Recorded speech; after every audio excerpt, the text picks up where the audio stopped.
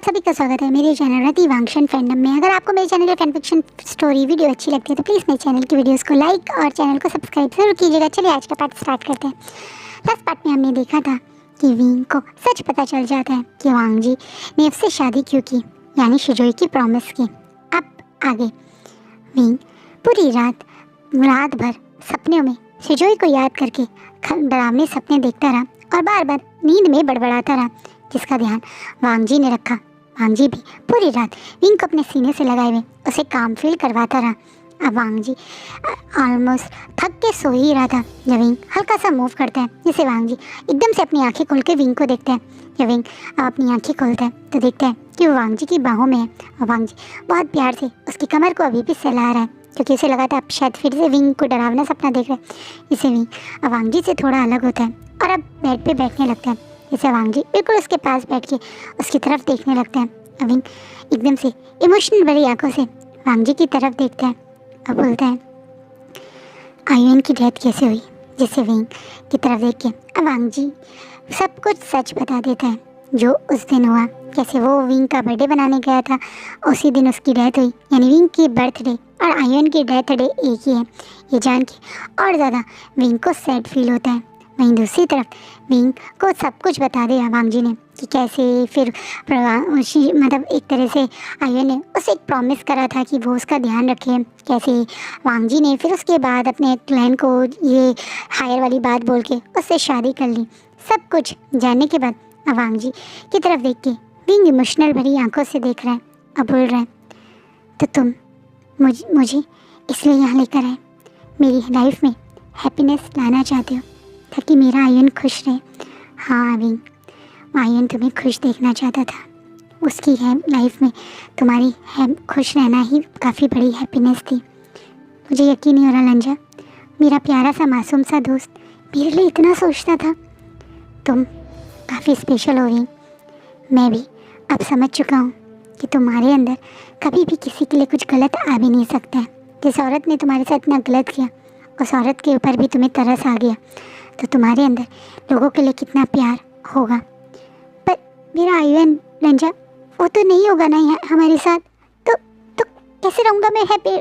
बेचारा विंग अब रोते हुए वांग जी से बोल रहा है, तो वांग जी बहुत प्यार से विंग के फेस को पकड़ के अपनी तरफ करता है और बोलता है जैसे मैं रह रहा हूँ।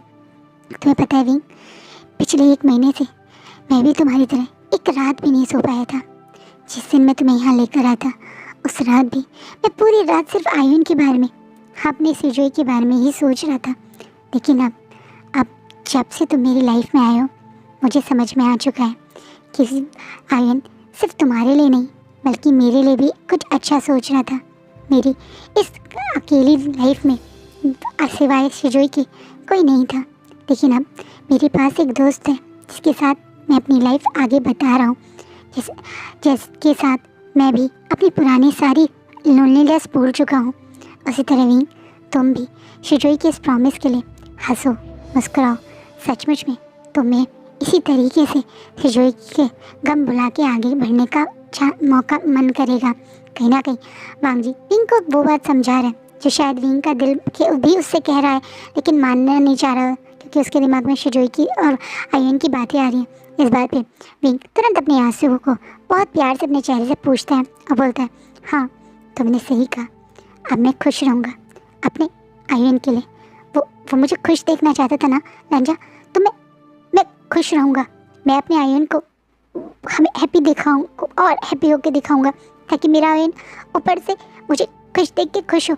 अब मैं रोऊंगा नहीं लंजा। बेचारा विंग अब रोते हुए जब ये बोलता है, मतलब हंस के नकली हंसी अपने चेहरे पे लाते हुए रोते हुए जब ये बोलता है, तो वांग जी को विंग की इस हालत को देखकर बहुत ज़्यादा विंग पे तरस आता है और फिर से विंग को अपने गले लगा लेता है और बहुत प्यार से उसकी कमर को सहला के कहते हैं हम एक साथ खुश रहेंगे विंग।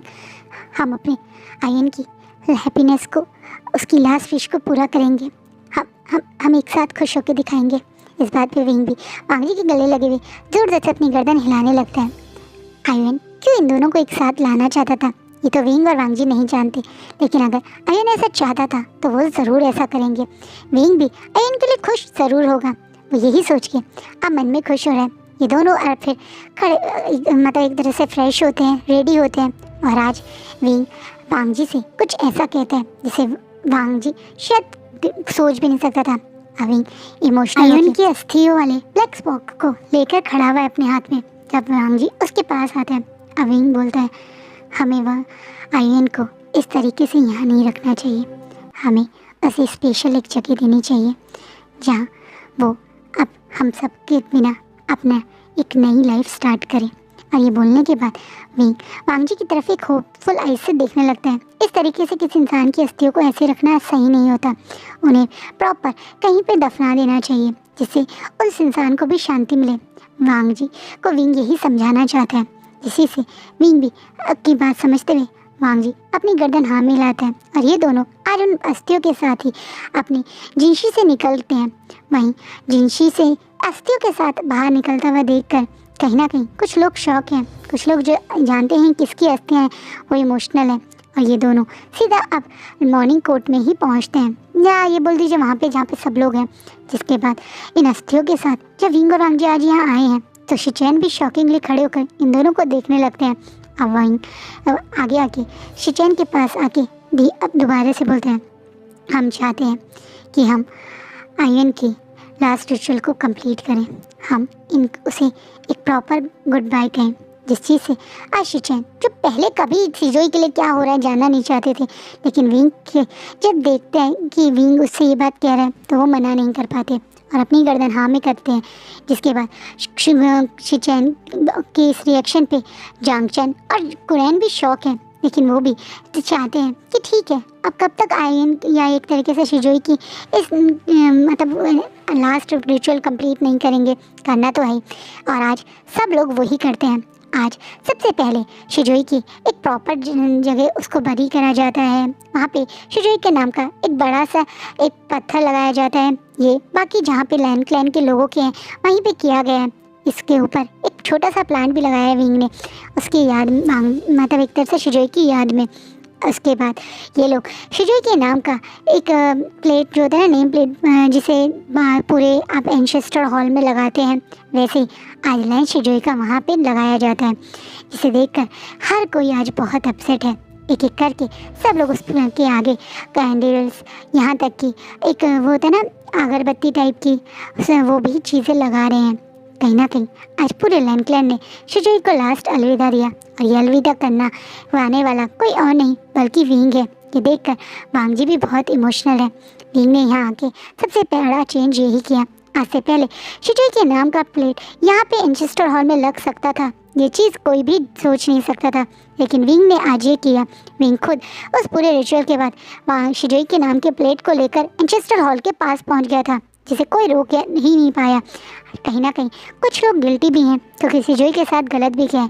पहले शायद वो लोग इस चीज़ को नहीं समझ रहे थे, लेकिन जब कोई इंसान चला जाता है तब उस चीज़ की कदर होती है। शिजोई की बाद में सबको रियलाइज़ हुआ कि कोई गलती नहीं थी, जैसे शिचैन को रियलाइज़ हुआ और शिचैन ने भी फिर जब ये काम के लिए मना नहीं किया तो कोई और कुछ कर नहीं पाया। वहीं जांगचैन भी बहुत इमोशनल हो रहा है क्योंकि वो भी शिजोई से कुछ तो रिश्ता रखता ही था। कभी कभी वो भी शिजोई से के पास जाता था और शिजोई हमेशा उसे एक आदर और सम्मान से ही मिलता था। तो कहीं ना कहीं सब कोई शिजोई को एक फाइनल गुड बाय करते हैं। आज इस गुड बाय से कई लोगों के दिल में कुछ तो राहत है, जैसे शिचैन, क्योंकि शिचैन भी कहीं ना कहीं अपने मन में शिजोई के साथ करे हुए अपने व्यवहार के लिए गिल्टी थे, लेकिन अब वो उसे प्रॉपर लैंड क्लैन के रिचुअल के हिसाब से, लैंड क्लैन मेंबर के हिसाब से ही गुड बाय कर रहे हैं और यहाँ तक कि उसे रिस्पेक्ट दे रहे हैं। ये के कारण उनके मन में भी कहीं ना कहीं कुछ गिल्ट खत्म हुआ है। आज पूरा दिन इसी तरीके से निकल जाता है। रात में विंग अपने रूम में आके बैठा है और अभी भी उसके हाथ में वो एक स्केच वाला पेपर है जो उसने खुद बनाया था और अब वो मन में सोच रहा है कि शिजोई के साथ क्या हुआ। उसे पता चल गया, लेकिन वेंचिंग और वैनिंग वो भी तो 2 महीने से गायब है, कहाँ हैं वो दोनों। बेचारा भी यही बातें सोच रहा था। अभी वो वांग जी से इस बारे में बात नहीं करना चाहता क्योंकि आज का दिन वांग जी के लिए भी काफ़ी स्ट्रेसफुल था। वो सोच रहा है कि वो 1-2 दिन में ही वांग जी से इस बारे में पूछेगा। वहीं वांग जी आज अपने रूम में आके काफ़ी दिन बाद एक सुकून की नींद लेता है क्योंकि आज उसने शिजोई को लास्ट वो भी गुड बाय भी कर दिया और दूसरा आज विंग को सच बताने के बाद विंग का उसे एक्सेप्ट करना, इस रिश्ते को एक्सेप्ट कर लेना, ये चीज़ भी उसे मन में थोड़ी तसल्ली दे रही है। आज वांग जी पता नहीं क्यों काफ़ी ज़्यादा रिलीफ फील करता है, लेकिन इससे पहले वो अपनी आँख बंद कर पाता उसे फिर से विंग के थोड़े चीखने की आवाज़ आती है, जिससे वो जल्दी से उठ के विंग के रूम में जाता है, जहाँ वो अभी भी नींद में है और कुछ चीज़ें बड़बड़ा रहा है। इससे विंग को एकदम से हिला के वांग जी विंग विंग करके जगाने लगता है। इससे विंग एकदम से आँख खोलता है और एकदम से वांग जी को वहाँ देखकर तुरंत उसे गले लगा के लड़ लेता है, जिससे वांग जी एकदम से विंग की तरफ देखता है और बोलता है, क्या हुआ, तुम्हें फिर से सिजोई के सपने हैं? नहीं लंजा, एक्चुअली मुझे नहीं पता, पर मुझे अधिकतर रात में ऐसे सपने आते हैं। पहले मेरे साथ चैन गगा सोते थे तो वो भी मुझे यही कहते थे कि कई बार मैं रात में डर जाता हूँ, तो तुम्हें मुझे ये बात बतानी चाहिए थी। कोई बात नहीं लंजा, मैं ठीक हो जाऊँगा। नहीं विंग, तुम इस तरीके से अकेले मत सो। तुम्हें पता है मैं जब यहाँ आया तो तुम्हारी क्या हालत थी, तुम नींद में कितना डर रहे थे। इस तरीके से रात भर डरना भी सही नहीं होता, ये तुम्हारे शरीर और दिमाग के लिए ठीक नहीं है। कोई बात नहीं लंजा, मैं कई सालों से अकेले ही सोता आया हूँ, मुझे कुछ नहीं होगा। विंग, तुम मेरे साथ सोओगे। और ये बोलने के बाद विंग का हाथ पकड़ के वांग जी से अपने रूम में ले जाने लगता है। इसे विंग, नहीं लंजा, मैं ठीक हूँ कहता ही रह जाता है, लेकिन वांग जी कुछ सुनता ही नहीं। वो वांग जी विंग को अपने पास लिटा के बिल्कुल कल की तरह उसे आराम से सैंडलवुड स्मेल से काम करने की कोशिश करता है। वहीं विंग भी अचानक से आंख बंद करके आज सो जाता है। कहीं ना कहीं विंग को किसी के साथ सोने का आज पहली बार महसूस हो रहा है कि उसे कितना काम फील करवा रहा है। हमेशा से वो इन ऐसे सपने देखता आ रहा है जिसे उसे पता ही नहीं सपनों का मतलब क्या है। शायद बचपन से ही उसे ऐसे सपने आ रहे हैं, क्यों आ रहे हैं उसे नहीं पता, पर ये सपने क्या हैं उसे अभी तो कोई नहीं बता सकता, क्योंकि इन सपनों का सच उसे जब पता चलेगा तो वो पूरी तरह से शॉक हो जाएगा। लेकिन अभी तो उसे वांग जी के साथ ये काम फेरोमोन्स के साथ बहुत अच्छा लग रहा है। वहीं वांग जी विंग को कल की तरह आज फिर से अपने सीने से लगा के आराम से सुलाने लगता है। ये दोनों एक अल्फा और ओमेगा हैं, इसलिए इन दोनों के इतना करीब आकर एक दूसरे की बॉडी में कुछ ना रिएक्ट करना बहुत बड़ी बात है। कहीं ना कहीं वांग जी खुद महसूस करता है कि अब विंग के साथ उसे बहुत अलग महसूस होता है। कहीं ना कहीं वो विंग के एक अलग तरीके से क्लोज आने लगा है, पर वो इस चीज़ को भी एक्सेप्ट नहीं कर सकता है। वहीं विंग भी कब वांग जी के इतना क्लोज आ गया उसे महसूस नहीं हो रहा। क्या सिर्फ ये एक मतलब इन दोनों का रिश्ता है या कुछ और है उसे नहीं पता, लेकिन उसे भी वांग जी के साथ अब अच्छा लगने लगा है। धीरे धीरे समय बीतते जा रहा है। वे अब करीबन 1 हफ्ते से ज़्यादा हो गए हैं जब विंग यहाँ पे लैंडक्लेन आ चुका है। अब वो धीरे धीरे लैंडक्लेन में चीज़ों के साथ घुल मिल रहा है, जैसे वो जंक्शन से भी पहले की तरह नॉर्मल बातें करने लगा है। उसने और जंक्शन ने भी अब एक दूसरे से बातें करी। विंग को महसूस हुआ कि जंक्शन उसका कितना ख्याल रखता है। जब जंक्शन ने खुद उसके लिए मैडम यू को यहाँ बुलाया, पनिशमेंट दी, तब से विंग की नज़रों में भी जंक्शन की इमेज थोड़ी बदली है। वहीं दूसरी तरफ अब वांग जी विंग को म्यूज़िकल कल्टीवेशन सिखा रहा है। धीरे धीरे विंग अब लैंडक्लेन के रूल्स रेगुलेशंस को भी समझ रहे हैं। नहीं, उसका और वांग जी का रिश्ता भी काफ़ी स्ट्रांग होते जा रहा है। शुरुआत में ये दोनों दोस्त ही हैं, तो दोस्ती वाला ही रिश्ता चल रहा है, लेकिन हाँ, रात में विंग अभी वांग जी के साथ ही सोता है, क्योंकि वांग जी उसे अकेले सोने नहीं देता। वांग जी को डर लगता है विंग फिर से रात में घबराएगा। कई बार रात में आप ऐसे घबराते हो तो लोगों को हार्ट अटैक भी आ जाते हैं। विंग के साथ ऐसा कभी ना हो, इसी डर से वांग जी विंग को अपने पास ही सुलाता है। कहीं ना कहीं विंग और वांग जी एक दूसरे के दोस्त की हैं, यही सोच रहे हैं, लेकिन इनका रिश्ता उससे आगे बढ़ चुका है। इनको अभी दोनों को समझ नहीं है। आज एक नॉर्मल मॉर्निंग डे था, जैसे हर दिन होता है। आज मॉर्निंग में ही विंग और वांग जी एज़ यूजुअल पहले मॉर्निंग कोर्ट में ही जाते हैं, अपने मतलब जैसा सबको ग्रीट करने, और वहाँ से फिर अपनी मतलब होता है कल्टीवेशन स्किल और अपनी क्लासेस के लिए। जब आज मॉर्निंग में क्या माहौल कुछ अलग है। आज एक घायल एक तरह से बीटा और अल्फ़ा का बॉडी पड़ी हुई है, जो मॉर्निंग कोर्ट के अंदर कुछ गार्ड्स लाए हैं, और वो सर नीचे करके बोलते हैं, ये इस महीने में 5वीं बार हुआ है सेक लीडर, ये 5वीं बार उन्होंने हमारे गार्ड पे हमला किया है। ये लैंडक्लेन वाले अपनी हरकतों से बाज नहीं आएंगे। अब अचानक से कुरैन गुस्से में अपनी मुट्ठी भींचते हैं। वहीं उन दोनों घायल जो बेचारे पड़े हुए थे उनके पास जाकर शिचैन बहुत अपनी जो जैसी टेक्निक वांग जी ने विंग के ऊपर यूज़ की थी, वो टेक्निक शिचैन को भी आती है। वो उसी टेक्निक से अब उन दोनों को दोबारा से हील कर देते हैं, जिससे वो घायल वुल्फ फॉर्म के वाले जो बीटा और अल्फ़ा थे वो दोनों अपने वुल्फ फॉर्म में ही स्ट्रेट खड़े हो जाते हैं और शिचैन के आगे बो करने लगते हैं। जिसके बाद सारे क्लैन मतलब जितने भी सेक्ट लीडर या जितने भी लोग थे उस लैन क्लैन के, वो शिचैन के नाम से अब क्लैपिंग करने लगते हैं, क्योंकि शिचैन ने इन दोनों घायल को जो ऑलमोस्ट मरने वाली हालत में थे उन्हें ठीक कर दिया है। और उसके बाद अब वो उन दोनों को बोलते हैं तुम अब आराम करो और इनकी जगह कोई और गार्ड भेज दो। इस बात पे सब लोग वहाँ से मतलब गार्ड और बाकी सारे जो बॉर्डर पे काम करने वाले लोग हैं वो वहाँ से निकल जाते हैं। सारे सीनियर्स और कुछ और ही लोग रहते हैं, जो उनमें सीनियर्स में से एक बोलता है, सेक्ट लीडर आप कब तक अपने लोगों को सेव करते रहेंगे? हमें अब कुछ बड़ा करना चाहिए। 10 साल पहले हमने इस वैन क्लैन को इग्नोर कर दिया था और उसका पछतावा हमें आज तक है, पर इस बार हमें ऐसा नहीं करना चाहिए। इस वैन क्लैन को हमें सबक ज़रूर सिखाना चाहिए। इस बात पे अब शिचैन उस पर्सन की तरफ ग्रोल करते हैं और बोलते हैं, मैंने कभी 10 साल पहले वो चीज़ इग्नोर नहीं की थी। भूलो मत, वैन पैक को मैंने उस समय जो चोट दी है उसे वैन पैक कभी नहीं भूल सकता। मैंने अपने हाथों से उस वैन पैक के उस स्ट्रॉन्ग वॉरियर वैन जूलियो की जान ली थी और उस दिन के बाद से उस वैन पैक को मैं हमेशा बर्बाद ही करता रहा हूँ। बस मैं अपने क्लैन के लोगों के और वैन पैक के लोगों के बारे में सुन के चुप हूँ, वरना मुझे एक पल नहीं लगेगी उस वैन रोहान की जान निकालने में। इस बात पे अब वो सीनियर एकदम से काँप के अब जमीन घुटनों पे आ जाता है। अब बोलता है, मुझे माफ़ कीजिएगा, मैं गलत तरीके से बोल बैठा, पर मेरा मतलब ये नहीं था। मैं बस ये कहना चाहता हूँ कि हमें हमारे सेकंड प्रिंस ऑफ गुसु के मेट का बदला लेना है वैन पैक से। तो हम कब तक यूँ शांत रहें? हम तुरंत उन पर अटैक कर देते हैं। हम उनसे ज़्यादा स्ट्रॉन्ग हैं, वो हमारे आगे कुछ नहीं है। अचानक से जब ये सीनियर ये बात बोलता है तो अब कुरैन भी आगे आते हैं और बोलते हैं, तुम चुप रहो। तुम्हें क्या लगता है वॉर हर चीज़ का सॉल्यूशन होता है? वॉर में बहुत सारे निर्दोष लोग मारे जाते हैं, बहुत सारे ऐसे लोग भी मारे जाते हैं जो वेयरवुल्फ नहीं होते।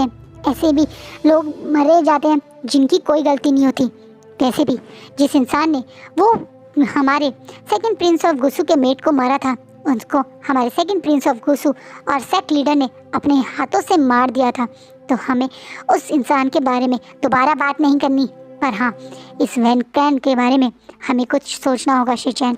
अचानक से जब कुरैन ये बात बोलते हैं तो वांगजी की तरफ देखते हैं, जो अब बहुत ज़्यादा अजीब तरीके से दिखने लगा है। उसका चेहरा पूरा डार्क हो गया है, उसके सराउंडिंग में उसके अल्फ़ा फेरोमोन्स घूमने लगे हैं और उसकी मुट्ठी शिचैन पे टाइट हो गई है। कहीं ना कहीं विंग समझ चुका है कि वांगजी अब अपने मेट के बारे में बात सुन के थोड़ा अपसेट हो रहा है। वहीं दूसरी तरफ शिचैन भी एकदम से कुरैन की बात तरफ देखते हैं और बोलते हैं, आपने सही कहा अंकल, इस बार इस वैन क्लैन को हम इग्नोर नहीं करेंगे। जिन टहल में जो मीटिंग है, जिन पैक में जो एनुअल सब लोगों की एक कॉन्फ्रेंस होती है, यानी हर सेक्ट के लोग वहाँ पे आते हैं, हर सेक्ट के सीनियर्स और स्ट्रॉन्ग कल्टिवेटर, सेक्ट लीडर्स, लूनास वहाँ पे आते हैं। उस मीटिंग में हम इस बार वैन क्लैन को नहीं छोड़ने वाले। इस बार उन्हें मैं वहीं पे सबक सिखाऊंगा। कहीं ना कहीं कुरैन की और शिचैन अलग टाइप से ही वॉर से बिना बचे, बिना फिजिकल हुए ही चीज़ें डील करना पसंद करते हैं, जो लैन क्लैन का रूल भी है। लैन क्लैन कोई हर बार वॉर स्टार्ट नहीं करता है, वो बहुत ज़्यादा लोगों के बारे में सोचता है। वो सोचता है कि 4 निर्दोष को मारूं और एक को गुनहगार को मारो, उससे अच्छा है एक गुनहगार को अलग तरीके से सज़ा दो पर 4 निर्दोष की जान बचा लो। कहीं ना कहीं इसी सॉफ्ट पॉलिसी के कारण लोग उन्हें कमज़ोर भी समझने की गलती करते हैं, लेकिन वो कितने स्ट्रॉन्ग है इस बात का तो ये भी प्रूव है कि वो कभी किसी पे अटैक नहीं करते, कभी किसी के मतलब एक तरीके से अल्फाज को और उनको चैलेंज करके सेक्ट्स को अपने अंडर नहीं लेते। और उसके बावजूद भी वो इतने स्ट्रॉन्ग और पावरफुल हैं, क्योंकि उनके सेक्ट के लोग, उनको जितने पावरफुल कल्टिवेटर हैं उतना कोई और नहीं हो सकता। वहीं दूसरी तरफ जब ये बात मतलब ख़त्म हो जाती है कि अब वो मीटिंग में ही करेंगे, तो वांगजी वहाँ से निकल जाता है। आज वांगजी कितना परेशान होकर यहाँ से निकला है ये देख के विंग तुरंत उसके पीछे पीछे जाने लगता है। तो देखते हैं कि वांगजी एक बड़े सी पहाड़ी के पास आके बैठ गया है और वहाँ पे सोच में है, जिससे विंग बिल्कुल उसके पास आके उसके कंधे पे हाथ रखता है, जिससे वांगजी अपनी सोच से बाहर आके विंग की तरफ देखते हैं। विंग अब बिल्कुल उसके पास उसी पहाड़ी के एक स्टोन पे बैठ गए और बोलते हैं, क्या हुआ लंजा, तुम एकदम से इतने अपसेट क्यों हैं? बताओ। कुछ नहीं। लंजा, तुम मुझसे झूठ मत बोलो, सच बताओ क्या हुआ है। हम दोस्त हैं ना, तो मुझे सच बताओ। कुछ नहीं, मुझे मेरी मेट की याद आ गई। विंग जब वांग जी के मुंह से उसके मेट की बात सुनता है तो अचानक से उसे थोड़ा सा दर्द सा होता है। शायद उसे वांग जी के ही पेन का दर्द हो रहा है या कोई और, उसे पता नहीं। पर वो थोड़ा सीरियस होकर बोलता है, तुम्हारी मेट जिसकी डेथ हो गई थी तुम्हारी शादी वाले दिन ही। काफ़ी कुछ सुना है हमने उस दिन के बारे में कि अचानक से वैन क्लैन ने तुम्हारे क्लैन पर अटैक कर दिया था और उसी दिन तुम्हारी मेट की उसी हादसे में डेथ हो गई। वो एक स्ट्रॉन्ग वॉरियर थी, उसका नाम लैंशी था। वो एक ओमेगा थी, पर उसके बावजूद उसका वेयरवुल्फ बहुत स्ट्रॉन्ग था।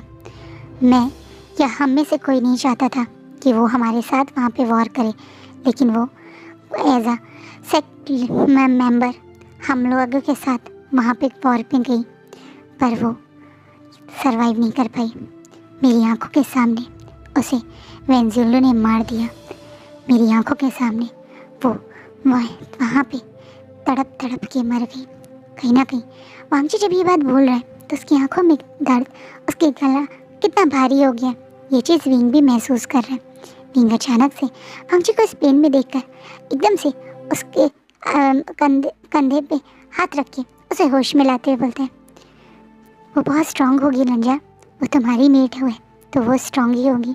जब तुम इतने स्ट्रांग हो तो मून गॉडेस ने तुम्हारे लिए स्पेशल मेट ही चुनी होगी। इस बात पे विंग की तरफ देख के वांग जी इमोशनल होते हुए बोलता है, मैं उसे नहीं समझ पाया विंग, मैं उसे जान ही नहीं पाया। जब मुझे पता चला वो मेरी मेट है तो तुरंत मेरी और उसकी शादी की बातें हो गई। मैं और वो एक ही साथ रहते थे, एक ही क्लैन में रहते थे, लेकिन मैं हमेशा उससे दूर रहता था। बस 2 बार, शायद 2 बार मैंने उसे ठीक से बातें की होंगी, लेकिन हमेशा फिर भी वो मुझे बहुत अपनी लगी थी। उसकी डेथ मुझे अभी तक उतनी वो पेन देती है। क्यों नहीं लगेगा तुम्हें लंजा? माना कि तुम और वो शायद सिर्फ कुछ ही मुलाकात मिले होंगे या कुछ ही पल साथ में बिताए होंगे, लेकिन वो तुम्हारी मेट थी। अपनी मेट के लिए तुम्हारा ये पेन या उसे याद करना कोई बड़ी बात नहीं है लंजा। मैं समझ सकता हूँ कि बिना मेट के तुम्हें कैसा लगा होगा। तुम्हारी सामने तुम्हारी मेट की डेथ तुम्हें कितना दर्द दिया होगा। इस बात को बोलते हुए विंग को भी अपने मेट की याद आ गई। वो मेट जिसने विंग को 1 सेकंड नहीं लगाई छोड़ने में, उसे रिजेक्ट करने में। कहीं ना कहीं विंग के अंदर भी अपने मेट से दूर होने का दर्द है। बचपन से सुना है कि इस वर्ल्ड में सबसे क्लोज आपका मेट होता है, जिसे मून गॉडेस ने स्पेशली आपके बर्थ के टाइम से ही आपके लिए बनाया था। आप दोनों एक दूसरे के साथ बर्थ से ही कनेक्टेड होते हो, लेकिन उन विंग और वांग जी दोनों की लाइफ में उनके मेट्स उनके साथ नहीं हैं। वो कनेक्शन जो शायद मून गॉडेस ने उनके लिए बनाया था, वो दोनों उनकी लाइफ से जा चुके हैं, इसलिए इन दोनों को एक दूसरे का दर्द महसूस हो रहा है। वहीं वांग जी भी अब विंग की तरफ देखते हैं और इमोशनल आड़ी आंखों से बोलते हैं, तुम्हें भी तो अपने मेट से दूर होने का दर्द हुआ होगा। इस बात पे विंग अपनी आंखों में आंसू और चेहरे पे बड़ी सी स्माइल देके बोलता है, हुआ था लंजा, बहुत दर्द हुआ था, बहुत रोना भी आया था। ऐसा लगा था कि लाइफ में अब कुछ नहीं बचा, लेकिन अब मैं तुमसे बता सकता हूँ कि मेट के बिना भी हम अपनी एक हैप्पी लाइफ बिता सकते हैं। और सच कहूँ तो शायद तुम्हारी मेट के साथ तुम्हारी कुछ तो अच्छी यादें हैं, पर मेरे पास तो मेरे मेट के साथ सिर्फ पेन भरी ही यादें हैं। तुम लकी हो लंजा कि तुम्हारी मेट ने तुम्हारा साथ दिया। उसने तुम्हारा साथ देने में अपनी जान गंवा दी, लेकिन वो तुम्हारा साथ छोड़कर नहीं गई। वो आखिरी मोमेंट तक तुम्हारे साथ खड़ी थी, तुम्हारे साथ उस वैन क्लैन से लड़ रही थी, अपने पेट के लिए, अपनी मेट के लिए, जो कि एक बहुत बड़ी बात है। वो तुम्हारी को हमेशा खुश और सपोर्ट ही करना चाहती होगी, इसीलिए तो उसने ये सब किया लंजा। तुम बहुत लकी हो कि तुम्हारी मेट तुम्हारे साथ कितने समय रही, तुम्हें वो प्यार और केयर ही दे के गई। बहुत सारे ऐसे बदनसीब भी हैं लंजा, जिनके मेट्स उन्हें प्यार तो दूर की बात, उन्हें एज आ ह्यूमन सम्मान भी नहीं दे सके, जैसे कि मेरे मेट, जिन्होंने मेरी बात पे ना भरोसा करके या मेरे बॉन्ड पे ना भरोसा करके लोगों की बातों में आके मुझे एक पल में रिजेक्ट कर दिया। लंजा, तुम बुरी बातें मत सोचो, बल्कि अच्छी बातें सोचो।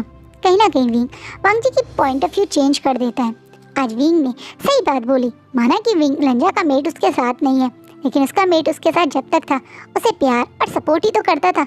विंग से तो बेटर ही था कहीं ना कहीं।